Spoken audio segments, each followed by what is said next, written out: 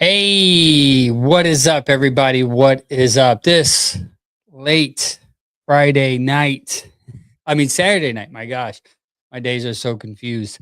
Late Saturday night, 9 p.m. I think this is the latest I've ever went live. Uh, Life, right? I was going to go live at 7:30, but then as a husband, I pay attention to cues. And part of some of the cues that I have are baby crying and wife yelling at the kids. I knew it wasn't the right time. So what I did personally was like, I'm just gonna go, I'm gonna put the baby to bed and then I'm gonna go live. And I figured about 9 o'clock would be a good time. And it worked out perfectly. See, sometimes you just gotta adjust in this game of podcasting, and I am glad that I did so. So thank you for everybody tuning in today. Thank you for listening to me. Cincinnati Bengals ruined my night, man. they they kind of ruined my night a little bit, but I'm not going to complain. Will adjust. I was going to advocate for Dexter Lawrence as a Brown, but I'm going to pivot and talk about something else. Highest paid non-quarterback, Will Anderson. We're going to talk about that a little bit.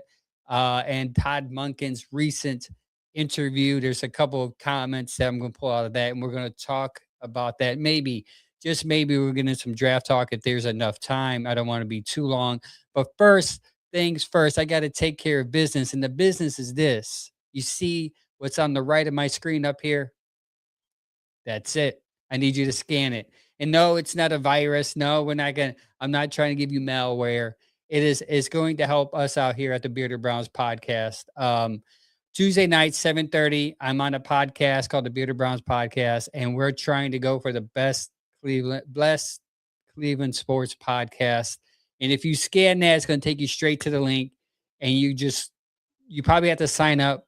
It's a little annoying. The original setup is annoying. You have to sign in, create an account, but then you go to people and places, scroll down to um, uh, best sports podcast, click that, and just type in our name.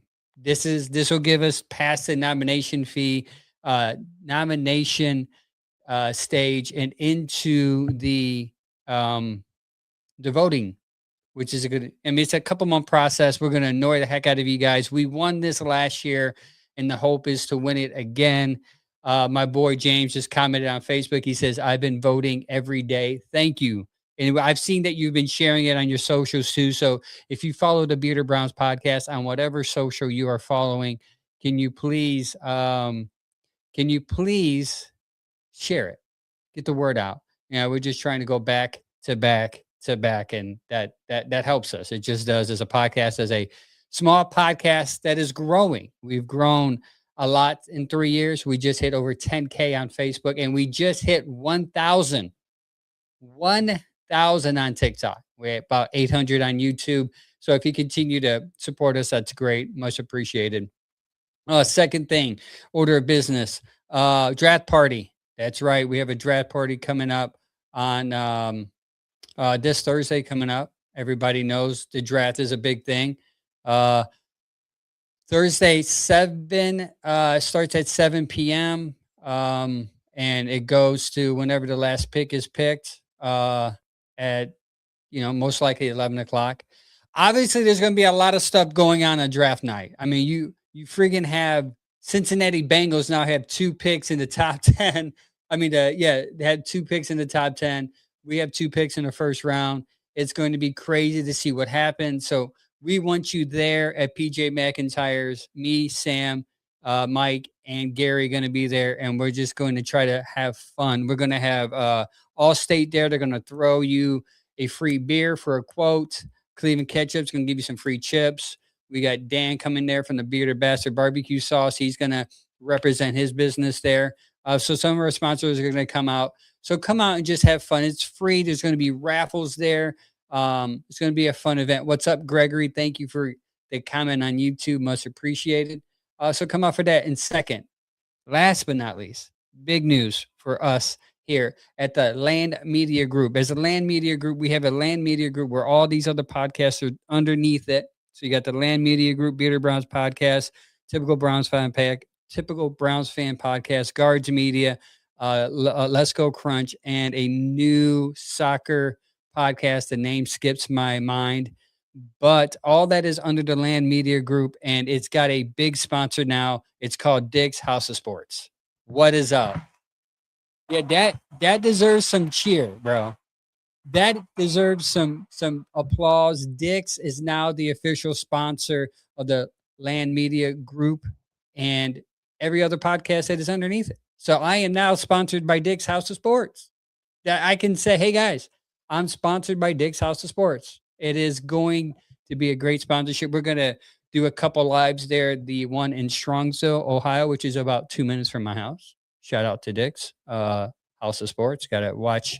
You gotta say the whole thing. You just can't end it with Dick's. You got yeah. You gotta yeah. This is a G-rated show, dog. I'm a G-rated show. I'm not gonna. I gotta say Dick's House of Sports. I can't stop at the Dick's. Okay. Oh, pause. But anyways, thanks you guys for tuning in. What's up, Greg? Thanks for the congratulations. What's up, KP? I'll be online during the draft. Pre-op appointment. Oh yeah, your knee. Yeah, you're gonna have knee surgery. Praying for you, brother. Praying for you. I know surgery is not easy. Thank you, everybody, again for tuning in. If you're live right now, please share it. Let people know that we're on. We're gonna talk about the Browns, but first we're gonna hit some NFL news real quick, if I can. There is a new highest paid non-quarterback in the NFL. And the question I have for you is, will this eventually impact Myles Garrett's ability to be here? Or will the Browns not care? The new highest non-paid quarterback in the NFL is Will Anderson, $50 million a year. Just inked it this week. Just inked it this week. $50 million a year. Can you imagine? Can you imagine, guys, getting paid $50 million a year? I don't even know what I would do with myself. I'll be sitting on the couch eating Butterfinger ice cream bars. You guys had those yet, right? If you Butterfinger ice cream bars, guys. You like the Snickers ice cream bars? The Butterfinger ice cream bars? I'm not a Butterfinger fan. I'm more of a Reese Cup guy. But the Butterfinger ice cream bars, let me tell you, life changing, bro. It has ice cream with that Butterfinger nugget in the middle when you have a Butterfinger mixed together, covered over chocolate. My gosh, guys. You gotta try the Butterfinger ice cream bar. If Butterfinger wants to sponsor me, they only have to pay me. Just give me a lifetime supply of the Butterfinger ice cream bars. Dan on Facebook just said the Twix ice cream bars are good too. I haven't tried those yet. I saw them, but I said to myself, I cannot. I already had 2 boxes of these Butterfinger ones. I want to enjoy 2 more. I'm getting a little gut, guys. I'm not even kidding you. It's so good. So good. But Will Anderson, $50 million a year. So now the pay scale shifted for non-quarterbacks. You got Micah Parsons at second with $56.5 million, Aiden Hutchinson with $45 million, Jackson Smith-Njigba at $42.15 million, TJ Watt, $41 million, Jamar Chase, $40.25 million, and then Myles Garrett, right there, 1, 2, 3, 4, 5, number 6, with $40 million a year. So there's a report that came out this past week that said before the Browns trade him, before the Browns would even think about trading Myles Garrett, they'd just ink him to a new deal or expand his money. They're gonna have to give him 10 more. Well, it's gonna have to be 11 mil more a year there to be the highest paid pass rusher. Can the Browns do that? Can the Browns be able to? I mean, Barry seems to not even care about it. There's no salary cap to Barry. Barry's like, all right, salary cap, what? I'll pay whatever, anybody, whatever, right? So Myles Garrett is about 10 million short of the highest paid non-quarterback. And will he see more money in the future, either with the Browns or with another team? Which is very interesting to see that a third pass rusher has passed him since I think he was like the highest paid non-quarterback for like 2 minutes. And then Jamar Chase passed him up. And then after that, TJ Watt passed him up. Crazy. Insane. So yeah, Will Anderson, the Houston Texans, is now the highest paid non-quarterback in the NFL. And how long would that last? We'll see. Maybe by next week, something will be brewing for somebody else. On to other news.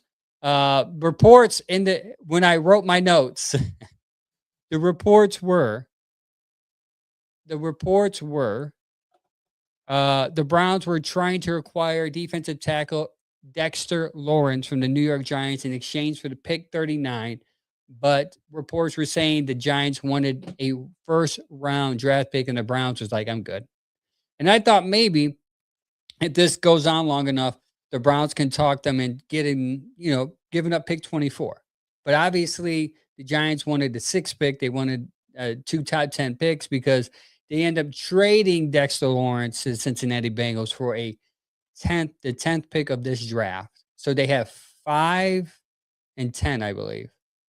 So that puts them in prime position to get two of the top 10 talent in this draft. Insane move by John Harbaugh over there. Insane. Now Cincinnati's got better because I thought Dexter Lawrence was amazing, right? He had a bad year last year, right? But consistently he's a good run stopper. And that's where I was going to take my Dexter Lawrence pounding the table for until he got drafted, until he got traded to Cincinnati. But I kind of want to stay there because after watching this news break and after I say, oh, I wonder what our run defense and what Dexter Lawrence can do for our run defense if we get him. Because I'm under the mindset that Malik Collins probably won't play next year. He's coming off an injury. And it seems to me that the Browns have that same mentality. The Browns have that same mentality because if they didn't have that mentality, they wouldn't be going after Dexter Lawrence. When I posted on Facebook that a lot of the Browns are going after Dexter Lawrence, a lot of people refer to a name that the Browns have that is a young talent. And it made me question some things about how they view this young talent, Mike Hall Jr. Mike Hall Jr. is what they brought up. They said, we got Malik Collins and we got Mike Hall Jr. If the Browns were confident in those two's ability to play, would they be interested in another defensive tackle? In Dexter Lawrence, which would be an upgrade to Mike Hall Jr. He can still learn, he can still play. Now, a lot of people don't remember last year, he tweeted out something about going to the Dallas Cowboys because there was some things going on with him behind the scenes. And the Browns have kept it very quiet when there's some drama going on in the locker room lately. Now, that was under Kevin. Let's see what happens under Todd. But he had some issues coming on the field, and it seemed like he wasn't ready to get on the field, and the Browns wanted him to come on sooner than when he was ready, but he didn't feel comfortable. So as I started to go through this stuff, I thought to the stats I'm going to talk to you about how important Malik Collins was to the run defense. I thought to myself, do the Browns value Mike Hall Jr. as much as us fans do? And does that mean if they're willing to give up pick 39 for a defensive tackle, will the Browns draft a defensive tackle at 39? I know a lot of our mocks, we have Browns picking offense for like the first 3 rounds. And I kind of want to put a pause on that because I personally think there's going to be more of a defensive push for either pick 24 or pick 39 than we think. We need a safety and we need a corner. Denzel Ward's at the last year of his deal. Now they may extend him, but as of right now, we got to act like, hey, he's last year of his deal. So is Grant Delpit. They need young talent to replace them. Insane to think that, but I come to the realization that the Browns drafting a receiver at 24 and drafting another offensive talent at 39 it's not going to happen. The Browns are either going to get the best defensive person available at 24 or the best offensive player available at 24, whether that's a lineman or a receiver, whoever they pick at number 6, if it's a receiver or offensive lineman, I think they're going to go offensive lineman at 24 and then defense at 39. But here's the thing about safety though. There's 3 top safety. After that, the drop off is deep. So you might want to keep an eye on that safety position because after those 3 go, you might as well just wait until round 4 or round 3 to even think about pulling the trigger on a safety. But there's some corners that you can get with pick 39 that can fill in that nickel. And if you need to transition them outside in case Ward is hurt, I think the transition will work out well. But where I want to focus on is the importance of Malik Collins and how a lot of us got lost in him going down. We forgot how important he was. I did. At least maybe I'm blaming you for the way I think. I forgot the term, but uh, I forgot how good Malik Collins was on this defense when it came to the run game. Obviously, the pass game too, because he was at one point second in sacks behind Myles Garrett. But Malik Collins, before his injury, had 6.5 sacks, 12 quarterback hits, 7 tackles for loss in just 12 games.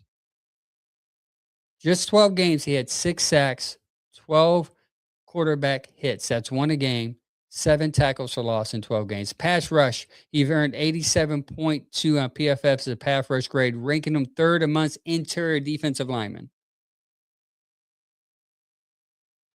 His ability to generate interior pressure meant the offensive line couldn't consistently double team Myles Garrett. Now, here's a stat that's interesting that I found. Because his presence was so dominant, the defense couldn't double team Myles Garrett, and Myles Garrett went off at 19 sacks in 12 games. In 12 games, Myles had 19 sacks. What did he end with? 25. When Malik Collins went out, he just got 6. The importance of Malik Collins was so impactful. It impacted the trajectory of Myles' sack record. This is how the important part of your defense as far as defensive tackle. Lawrence would have been great there. And that's why I was talking to people on Facebook because they said Lawrence had a bad year, blah, blah, blah. Yeah, I mean, he probably was injured. He probably had a down year, but bring him into this defense next to Myles Garrett, Mason Graham, and Wright. I mean, dude was double team. He was the best thing besides Abdul Carter on that line. Dion Owen says Lawrence was traded to the Bengals. I think Cleveland wanted Lawrence wasn't because of Collins' injury. It was because of how great a player Lawrence is and wanting to add more depth to the line along Collins. Collins only signed a 2-year deal. This is my interpretation. If they would have got him, I think Collins would have been the guy to be cut. Because I think his injury is more serious than what fans are letting out to be. Or what they're saying it is, sorry. Because we're not getting any information, but I don't think Collins is going to be ready in the beginning of the year, and I think the Browns know that.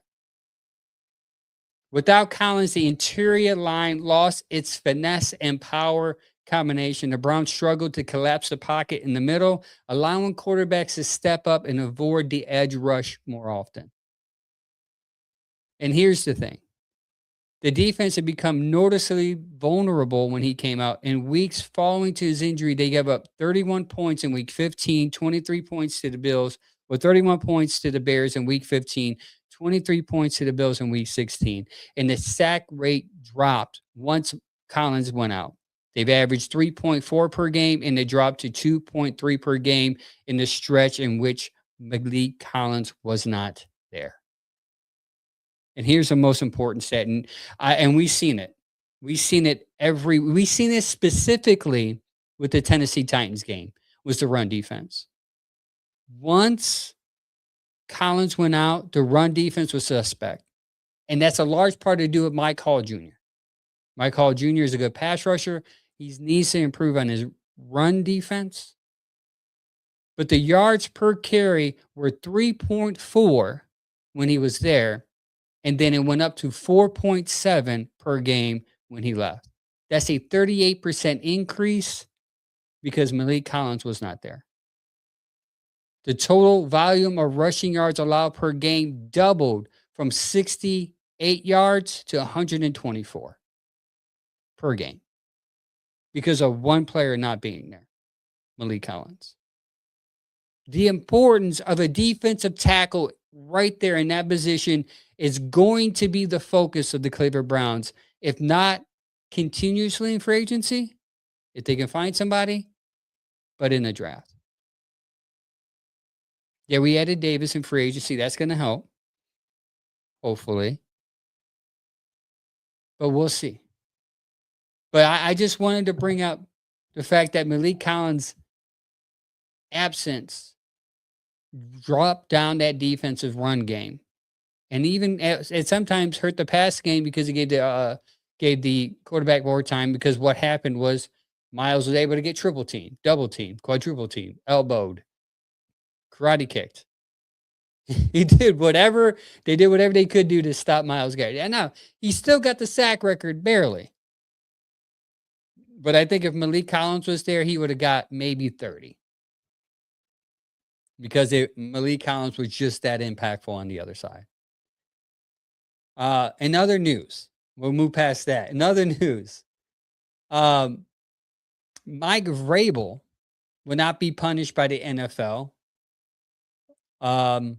with his whole Diana Rossini, whatever happened incident. But it's weird that Diana Rossini was going to lose her job. She resigned. I guess the code of ethics between the NFL and reporting ethics are totally different. I get it.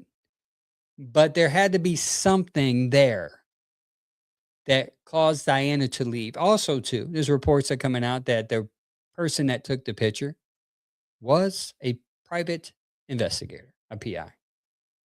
And it was from Diana Rossini's husband. So if Diana Rossini's husband had some feelings going on to the point where he had her followed, it's a lot deeper than what it is. And those pictures are a lot more to it than what it is. I'm just saying, last time I was on the show on Tuesday, I said, if my wife caught me even crossing fingers with a woman, I would not be here today. True, Greg, her contract was up in June anyway, so they probably wouldn't have signed her back. But still, though, the message is the message. Sam says, I really thought Vrabel was going to get suspended for at least a couple games. I thought maybe they would get punished, like get a draft pick taken away or fine. But it's the Patriots, man. Now, if this was the Browns, if you had Kevin crossing fingers or toes with another woman at a pool at a private resort by themselves, and the league caught wind of it, what would have happened if it was the Browns, man? Like, we probably would have lost like 3 first-round draft picks all over again. We would have been punished severely because it's the Browns. But because it's the Patriots, they just coming off a Super Bowl appearance. We can't do anything to them. They're our favorite children, their favorite child. We can't do anything. There's something there. Now, will we see the end result? Probably not, because she resigned. Unless something comes out with the husband leaking something, then we'll see. But there's something more to it. And I know a lot of people are like, they're consenting adults. They can do whatever they want. But morally obligated to be unbiased as a reporter means something. And there's a lot of reports saying that she was feeding lines, trying to cross division with the AJ Brown situation to help boost New England's ability to get him by, throwing dirt on his name so no other team wants him, but the Patriots can focus on getting him.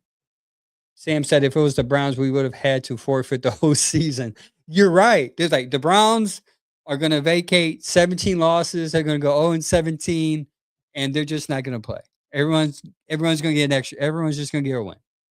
So that's just my take on the whole Diana Rossini and Mike Vrabel thing. I just think it's odd that that certain teams get away with certain things, man. And the Browns, we're just here and we get punished every day for something. Like, it's just the weirdest dynamic I've ever seen as a Browns fan. It's unfair, but it's one of those things like we need to win. Like Monken said that we need to win to change the perception of Cleveland. And I hope that's where we're going with this, right? I hope that Monken can change the culture, can bring winning way to Cleveland to where the fans are excited, the media is being nice. I want to point something out too about the media.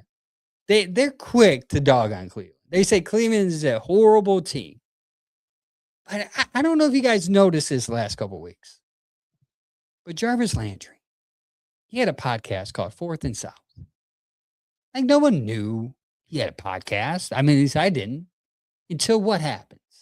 Until they start back talking the Browns, being back, doing the secrets of what happened in the locker room.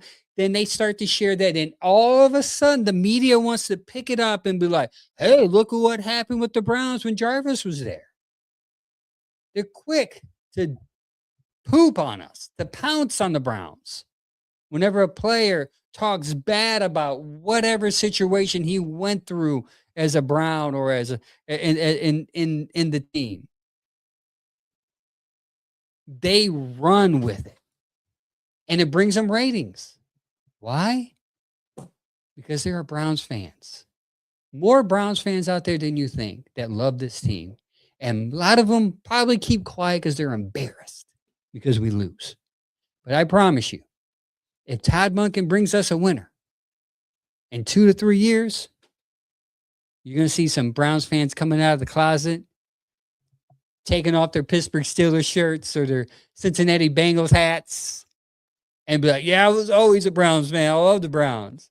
And those fans that are complaining about them moving from the lake to Brook Park, all of a sudden they're going to be season ticket holders again because we're winning. Winning changes the perception of everything on a football team. Fans who are down about them moving from 15 minutes down the road won't care because you're winning. They're not going to care about paying thousands of dollars for a PSL. Why? Because they're winning. Winning changes everything. I get complaints all the time whenever I post something about Facebook, on my Facebook about the Cleveland Browns, because we suck. And until we get better, then those comments are going to change. It's just the reality of it all. Speaking of winning and speaking of Todd Monken, let's get into that. Todd Monken's interview. If you have not heard that interview, if you have not heard the Todd Monken interview, I'm going to recommend you go. It's like 10, 15 minutes long.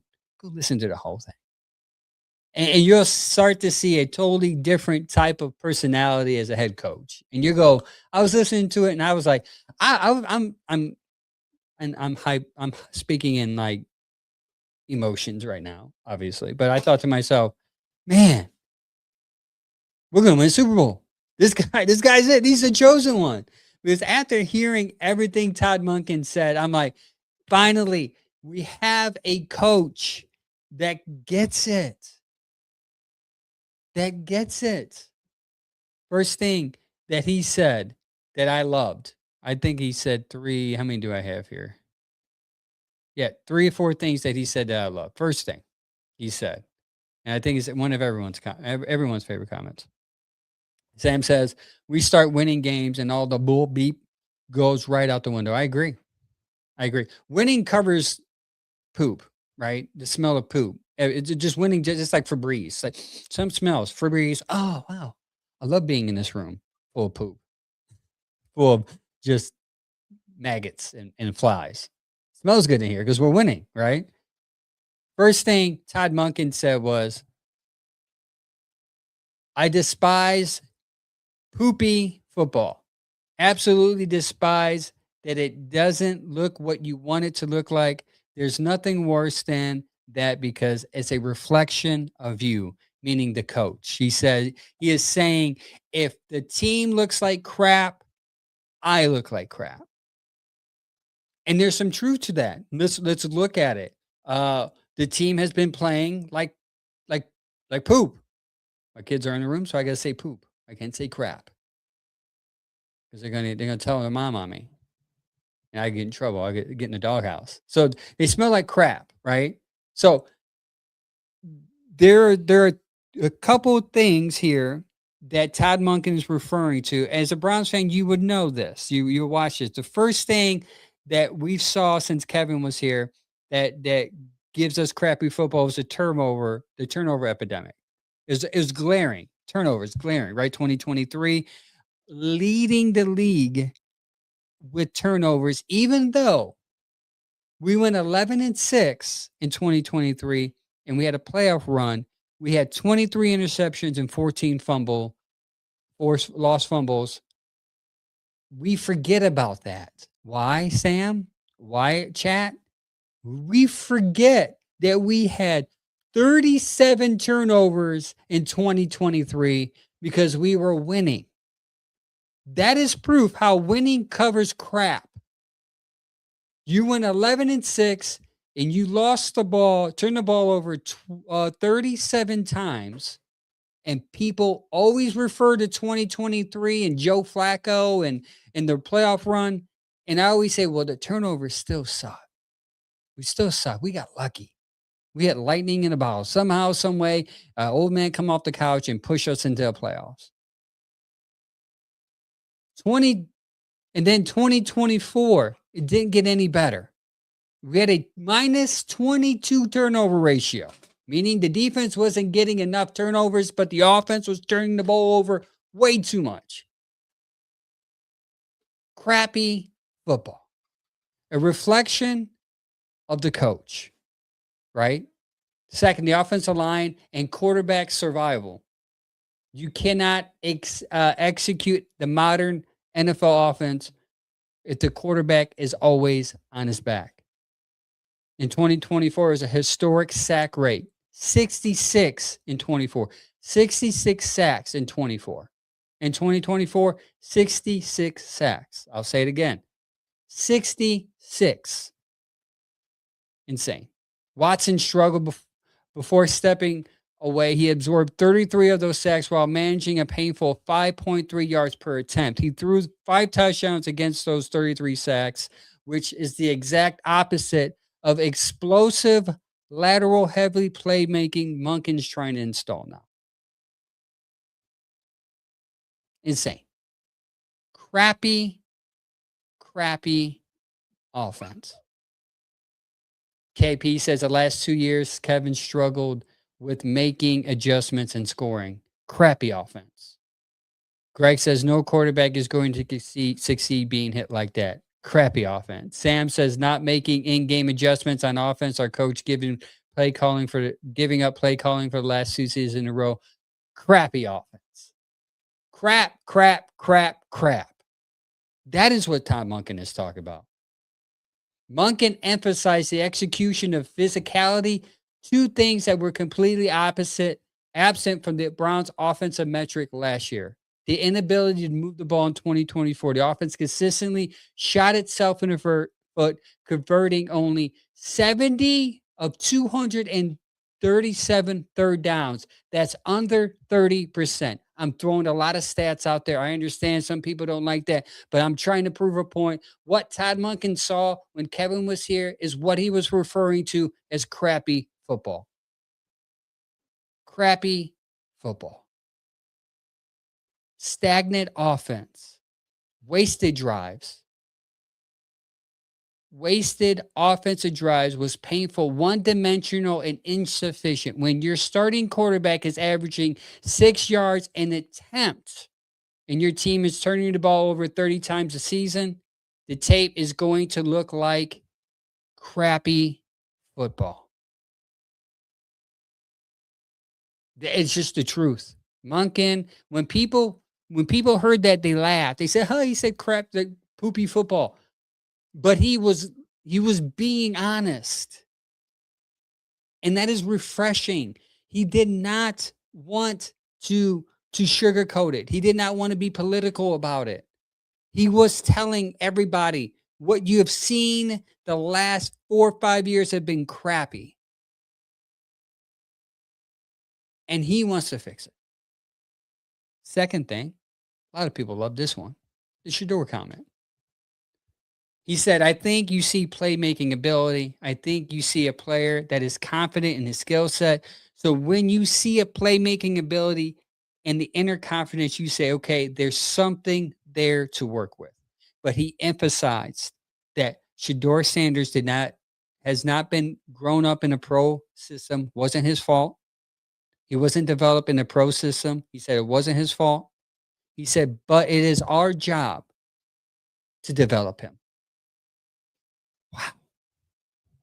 To me, I got excited. Listen, even if Shedeur isn't the guy, if Shedeur ends up not being the guy, the word development and how he takes responsibility is the players, not just Shedeur, he said Shedeur, then he said, but the players need develop, and it is our job as coaches to do that. Refreshing to hear a coach take accountability other than saying, we got to play better. We just got to be better. We're going to play better. He's saying it is our job is our responsibility to develop these players in ways to make them succeed. And the way we're going to do that is put them in positions to increase what they do well and allow them to play fast and quick. Because why are we going to tell them to do something they're not good at? I'm excited to see what he's going to do with Shedeur Sanders because I think he sees some things that are good and he's going to allow Shedeur to focus on that and develop his confidence, even though he said he's still confident, even more. I like it.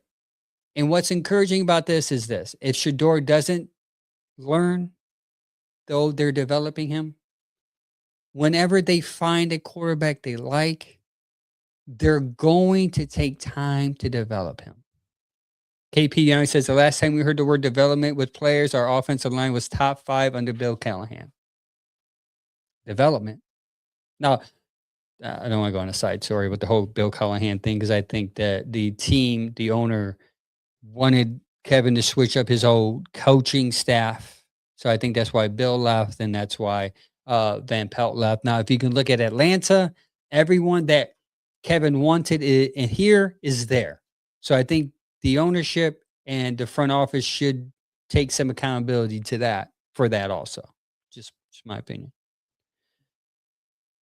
Monken knows that another thing he said would in form of the development is something that we have to think of is that the Browns were dead last in the AFC. The Browns are dead last in the AFC as far as draft return on investment. I'm gonna get a little deep here, guys. I'm just telling you. Dead last in the AFC North as far as draft return on investment. The ultimate test of a player's development is the second contract rate and the return on that draft capital. If you aren't developing your guys and they're not producing, they don't get re-signed, typically. Now, if you're a bad team, you just need somebody just to fill a spot. Sometimes they will fill that. In a recent deep dive evaluation comparing draft capital spent versus actual production value over the last 4 years span, the Browns ranked dead last in the AFC North because they have not developed correctly. The Bengals produced roughly around 9,245 value points from their picks. The Ravens sit at 7,015. The Steelers are at 5,715. The Browns only generated 5,454 points. The takeaway here is the front office is spending draft capital, but the players are not developing into high level contributors at the same rate as Cleveland's biggest rivals. And that is why you are dead last in the division constantly because you're not getting your return on investment in which you're drafting players with because you're not developing them properly. You are dead last. The Bengals are their return on investment probably because they got a quarterback and 2 solid receivers. So that helps the development process when you have a good quarterback because he makes everybody else look good.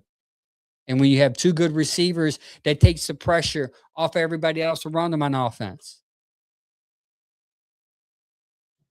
Greg says, as a quarterback when we only had 2,800 passing yards, so sad. That's true.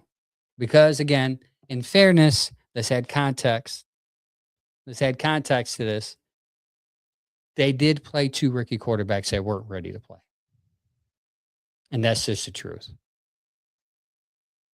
You you foolishly went after Kenny Pickett, though I advocated for him. But the foolish part is that you went after Joe Flacco too, and then you draft 2 rookies, and then you come into this offseason, and then you try to have a four-way quarterback competition, and it's just confusing as heck because you get these draft stats from minicamp, and you're like, What's going on here?" Because Shedeur only threw the ball 4 times, 7 times today. It was confusing. Development was not happening. Steve on X said, "This segment brought to you by Charmin." I'm sorry, man. I'm sorry. I'm just trying to show you what Monken said when he's saying that you were playing like poop. My wife says, "Who's watching your kids?" I am right now. They're right here watching me on TV. That's who's watching my kids, babe. That is scary to know that you're dead last in return on investment and you can't develop them. So what happens is that your team just sucks. Monken knows that elite teams are built in the middle rounds. You have to draft raw athletes and coach them up. In the middle rounds is where you draft your raw athletes and you coach them up. Recently, Cleveland has failed drastically at this. Monken just isn't coach speaking here when he says we have to develop them. That's not coach speak. He's directly calling out a systematic issue. The Browns haven't maximized any expected points added from any of their draft picks. EPAs. I know people hate those words. EPA, expected points added when the rookies are on the field up to this year, because I think it probably improved drastically this year. Up to this year, worse than league. Middle of the draft is where you get raw talent and develop them, and you're able to just allow them to play free. 41% mid-round miss rate on the screen. 41% miss rate for the Cleveland Browns in the mid-rounds. 41% mid-round miss rate means you draft somebody, there's a 40% chance they're not going to get a second contract. That's why the development and the development that's why the developmental philosophy has to change. Has to. That is why personally I've been pounding the table for development of Shedeur Sanders. The whole, hey, let's accumulate draft picks and draft a quarterback next year. The reason why we keep doing this is because we're not developing quarterbacks. We're just throwing darts at a wall, hoping one will stick. Hopefully, Todd Monken will come here and change that culture, at least. If there's anything that Todd Monken can do for us, is change the culture of developing players. And if he has to go because of things don't work out for him, but the culture stays of developing players, that's a win because that's a culture changer. That's how you produce wins. 41% miss rate on players drafted in the 3rd and 4th round, and only about 24% hit rate on day 2 and early day 3 books turn to a legitimate hit rate. So if 24% generate a hit rate in the later rounds, but you're missing on 41% of that 24% that you normally get, that's not good. It's a lot of math. I know. I'm sorry. But that is where the Browns are at currently. And that is what Todd Monken meant when we said developmental players, developing them and molding them and changing them into football players. That should excite Browns fans. That one comment right there. that the Browns are playing like poop and we're going to develop them into football players. I don't know how else to get excited. When nearly half of your mid-round picks are washed out of the league or getting buried on the depth chart, that is a coaching developmental failure. Nearly almost half of your draft picks don't see the second contract because you're not developing them well. And then we wonder why they go off to another team and they win a Super Bowl, right? He's not bad. Well, I mean, he's not like a starter, but at least he's a piece that helps them. Like he's a complementary piece. Like why can't he do that here? Because of a systematic failure of not being able to develop young talent. And that leads us to the draft coming up this Thursday. A lot of people, the Browns got 9 picks. I don't know if they're going to keep those 9 picks, but they got 9. 9 picks. They have 3 fifth-round picks, a 4th round, and a 3rd round. Again, I don't know if they're going to keep all of them, but those are the picks in which your team put your teams over the top. Hitting those picks, creating role players, maybe getting a superstar occasionally, is where teams go from bottom feeders to division winners. And if you are really good at it, maybe a Super Bowl. But we have not seen that here since the existence of 99. So this is a tough task for Todd Monken, for us to ask him, hey, come in here, develop players, change the culture, and help us win a Super Bowl. Do you think that is possible for a 60-something-year-old coach to come in and change the culture that deep? Greg says, is it that we already have thought of him being gone in a year if things go wrong instead of giving him time to get it right? I don't think he's going to be gone in a year.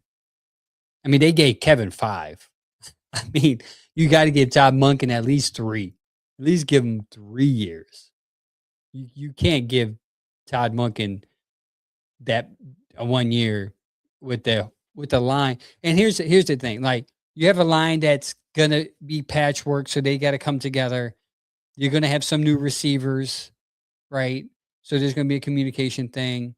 Depending on what quarterback's starting, there's gonna have to be chemistry built there. It seems like Deshaun Watson's working out with the other guys, and Shedeur is working out with some guys. So you're gonna have to get that development, that chemistry going there. And then you're going to have to, if it's Shedeur, you're going to have, and both of them actually, new play calling, new cadences, new playbook. Like, I know we have one of the easiest records in the league, but I don't know if we're going to win 5, 6, 7 games the most, possibly. I mean, that's what I'm expecting. I think a lot of Browns fans go in there thinking we're going to be good every year. If you go in thinking that, you're going to be disappointed.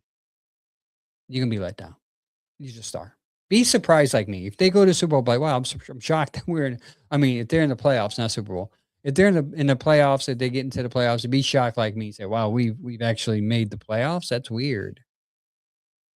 If you go into that mentality, you won't be disappointed. I promise you. Every year, just say we're going to win 7 games, win 5 games, 5 to 7 games. Most likely, they hit that 5, and you're like, whew, got it right, man. At least they hit 5.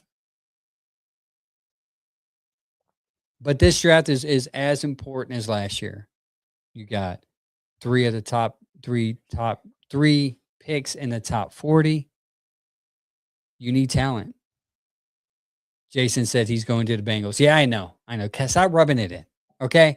I made all this stuff up thinking I was going to come in and talk about Dexter Lawrence and how great he can be on the offensive line next to Myles Garrett, Mason Graham. And then the Cincinnati Bengals had to throw a 10th pick in the first round in the Giants' face, and they did not.